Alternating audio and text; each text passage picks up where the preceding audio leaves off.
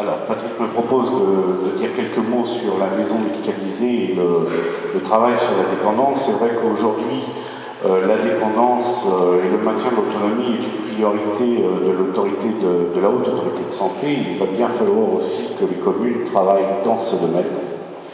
En tant que professionnel hospitalier, je peux vous dire que le maintien à domicile est devenu aujourd'hui quelque chose de très compliqué. Et en travaillant sur ce projet avec toute l'équipe, j'ai été consulter les services sociaux dans les hôpitaux et je me suis rendu compte qu'on a un travail à faire là-dessus et que leur demande, c'est d'avoir un référent sur les communes pour pouvoir travailler sur la sortie des patients, notamment les patients dépendants, les personnes âgées. Lorsqu'elles sont hospitalisées, on a un travail énorme à faire là-dessus. Et je crois que ce travail, on peut le développer en 3 axes, c'est-à-dire commencer par refaire un recensement avec toutes les bonnes volontés sur la commune, et notamment au travers d'une commission qui pourrait se faire au sein du conseil municipal, de manière à arriver à recenser les personnes dépendantes, les personnes à risque de perte d'autonomie, pour pouvoir les aider à effectuer des démarches dans ce sens. Il existe énormément d'aides qui peuvent être obtenues. Il faut qu'on puisse aider ces personnes-là.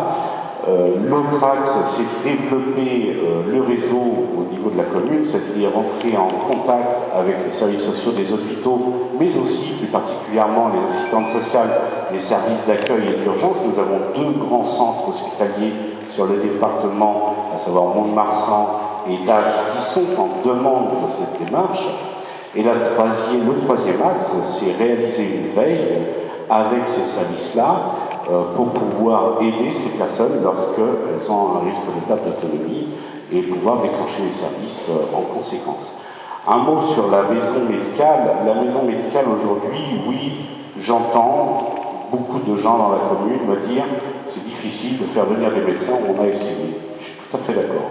Et pour discuter aussi avec des médecins, la difficulté, c'est aussi pour les jeunes médecins, mais qui sont aujourd'hui actuellement internes dans les hôpitaux, c'est de s'installer.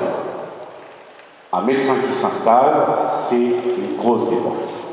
Et il faut que ces internes sachent que la commune de Saint-Pernon est prête à les aider, notamment en mettant à disposition des locaux avec des loyers très modérés.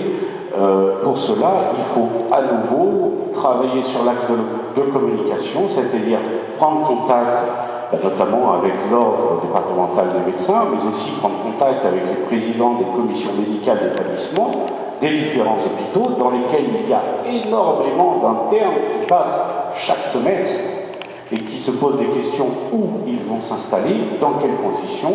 On a un travail à faire là-dessus avec eux. C'est la même chose pour les paramédicaux.